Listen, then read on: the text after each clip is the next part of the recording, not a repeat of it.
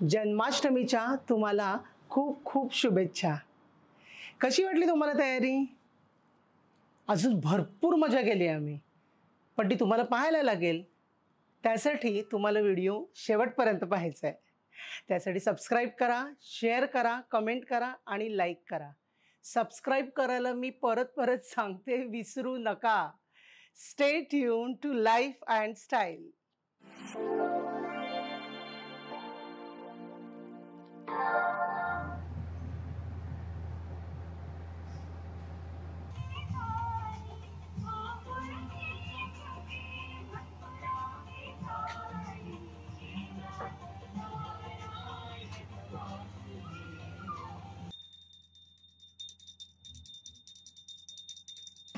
गोकुळात रंग खेळतो हरी, राधिके जरा जपून जा तुझ्या घरी। आज गोकुळात सखी जपून जा तुझ्या घरी। आज गोकुळात रंग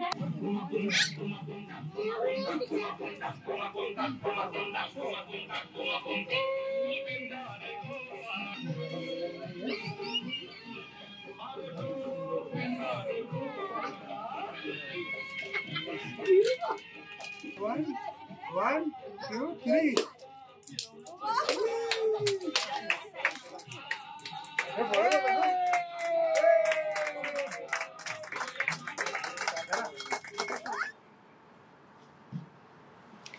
कसा वाटला माझा ड्रेस?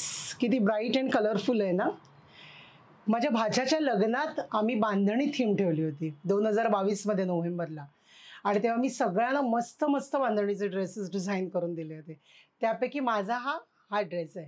हा छान कलीदार ड्रेस आहे आणि त्याला हा सुंदर बांधणी बांधलेली आहे। याच्यावर तुम्ही नीट ऑब्झर्व कराल तर खूप बारीक बारीक बांधणी आहे या दुपट्ट्यावर। बांधणी हा प्रकार खूप जुना आहे, खूप पुरातन आहे। ह्याचं उदाहरण म्हणजे अलेक्झांडरने जेव्हा इंडियन कॉटनबद्दल उल्लेख केला होता, तेव्हा बांधणी या प्रिंटचं सुद्धा त्यांनी नमूद केलं होतं त्याच्याबद्दल। एवढंच कशाला, तर उत्खननात मोहेंजोदरोमध्ये गुजरात जवळील ढोलपुरा येथे बांधणीचे छोटे छोटे तुकडे मिळाले होते। तेवढंच नव्हे तर 4000 BC म्हणजे जेव्हा डाईंग अस्तित्वात होतं 6th सेंचुरीमध्ये अजंठाच्या लेणीमध्ये सुद्धा बुद्धांच्या पेंटिंग्सवर बांधणीचे छोटे छोटे डॉट्स दिसले होते। बाणाभट्टनी त्यावेळेला त्यांच्या लग्नात सुद्धा त्यांच्या पत्नीला कारिगरांकडनं सुंदर बांधणी रेशमी वस्त्रांवर बांधून घेतली होती आणि त्याचे सुंदर छान डिझायनर कपडे त्यावेळेला तयार केले होते। म्हणजे बघा किती बांधणीचा इतिहास जुना आहे तो। बांधणी हा एक टाय अँड डायचा प्रकार आहे। तो हाताच्या नखाने ही बांधणी कपड्यांना प्लग करून, म्हणजे कपड्याला पकडतात हाताच्या नखाने, किंवा नखासारखा जो शेप असतो, मेटलची अंगठी असते, त्याने तो कपडा पकडला जातो आणि बारीक बारीक गाठी दोरीने बांधल्या जातात। इतक्या सुंदर बांधतात ना, त्याची अतिशय उत्कृष्ट पॅटर्न तयार करतात त्यातनं, आणि मग ते रंगामध्ये डिप केल्या जातात। त्याला म्हणतात टाय अँड डाय, आणि मग एक सुंदर बांधणी तयार होते। बांधणी गुजरातची वेगळी आणि राजस्थानची वेगळी। गुजरातमध्ये घरचोला आणि बांधणी हा प्रकार लग्न समारंभात वापरला जातो। राजस्थान आणि सिंध आणि पंजाब इथे बांधणीची सेंटर्स आहेतच। तामिळनाडूमध्ये ह्याला सिंगुडी म्हणतात। बांधणीचे अनेक प्रकार आहेत। बंदेज सारीज, बांधणी, पटोरी, घरचोला, पिरिया आणि सिंगुडी असे अनेक प्रकार आहेत। बांधणी हा प्रकार ड्रेस मटेरियलमध्ये आढळतो, दुपट्टा म्हणून वापरला जातो, चनियाचोली म्हणून वापरला जातो. बांधणीच्या साडीज ह्या तर जगभरात फेमस आहेत. आणि नवरात्रीमध्ये आपण बघतो ठिकठिकाणी आपल्याला बांधणीच दिसतात. लेहेरिया हा सुद्धा बांधणीचा एक प्रकार आहे. आणि नवरात्रीमध्ये पुरुष कमरेला घट्ट बांधणीचा दुपट्टा घालून नाचत असतात आणि आनंद घेत असतात. तर ही बांधणी सगळ्यांची लाडकी आहे आणि बांधणी अख्ख्या जगभरात प्रसिद्ध आहे आणि खूप पुरातन जुना हा टेक्स्टाईलचा प्रकार आहे. गेल्या काही दिवसात बऱ्याच गोष्टी घडल्या आणि मन अस्थिर झालं, थोडी डिस्टर्ब झाले मी. त्याच दरम्यान व्हॉट्सॲपवर एक मेसेज वाचला. तो मेसेज वाचल्यानंतर काही विचार आले माझ्या मनात आणि ते मी मांडले एका पानावर आणि वाटलं की तुमच्याशी शेअर करावे. नुकतंच बदलापूरमध्ये जे नीच कृत्य झालं त्यावर काही जण बोलत होते.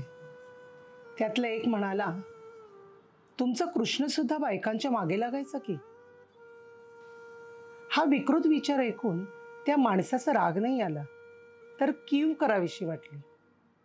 यांना कृष्णच समजलं नाहीये तर सर्वसामान्य मुलीबाळी काय समजणार. जन्मापासूनच अनेक विपरीत घटनांना तोंड दिलंय तो कृष्ण. काळकोठडीत जन्माला आला आणि आईची कुशी काय असते ते समजण्याआधीच वाऱ्या वादळातून पावसापुरातून आपली वाट आपण शोधत नंदाघरी पोहोचला. ज्या नंदबाबा आणि यशोदा मातेनं लहानाचं मोठं केलं, कळत्या वयात त्यांच्या आशीर्वादालाही पारखा झाला.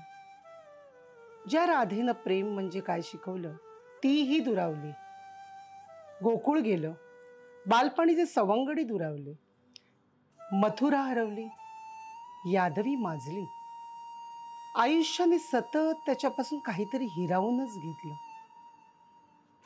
गोपिका असोत किंवा राजा होणं असो, कधीच त्याच्या नशिबी नव्हतं, जे त्याने आनंदाने स्वीकारलं. आयुष्यभर इतकं काही सोडावं लागलं तरीही तो नेहमी आनंदित होता. त्याने ना कधी कोणावर आरोप केले, ना कधी कोणाला पाण्यात बघितलं. व्हॉट्सॲपवर आलेला एक मेसेज ना मला खूप आवडला. लेखक म्हणतो, पहिली शिवी दिल्यानंतर मुंडके छाटण्याची शक्ती असून देखील 99 आणखीन शिवा ऐकण्याची क्षमता ज्याच्यात आहे तो कृष्ण आहे. सुदर्शन चक्रासारखे शस्त्र जवळ असून देखील हातात नेहमी बासरी आहे तो कृष्ण आहे.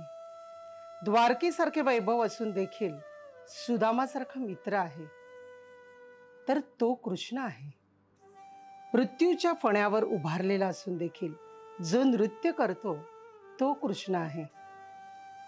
सर्व सामर्थ्यवान असून देखील जो सारथी बनला तो कृष्ण आहे. असं कृष्णासारखं होणं तर दूर, यातला एक विचार जरी अंगी बाणवता आला ना तरी जगणं सार्थकी लागलं असं म्हटलं पाहिजे. आजच्या दिवशी श्रीकृष्णाला माझी अशी प्रार्थना आहे की जगात आजूबाजूला जी काही वाईट कृत्य घडत आहेत ती घडू नयेत आणि अशी वाईट कृत्य करणाऱ्याला कायदेशीर त्वरित कडक कारवाई व्हावी. आता आपण व्हिडिओच्या शेवटच्या टप्प्यावर आलो आहोत.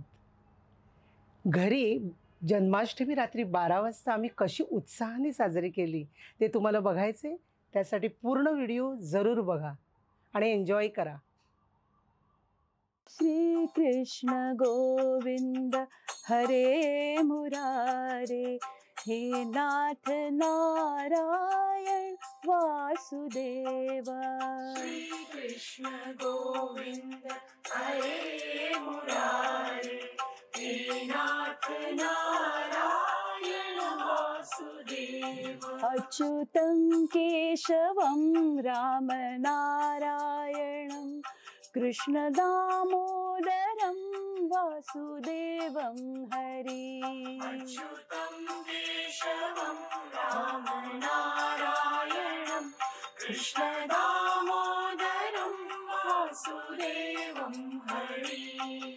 श्री कृष्ण गोविंद हरे मुरारे, हे नाथ नारायण वासुदेव. श्री कृष्ण गोविंद हरे मुरारे, हे नाथ नारायण वासुदेव. श्री कृष्ण गोविंद हरे मुरारे, हे नाथ नारायण वासुदेव. श्री कृष्ण गोविंद हरे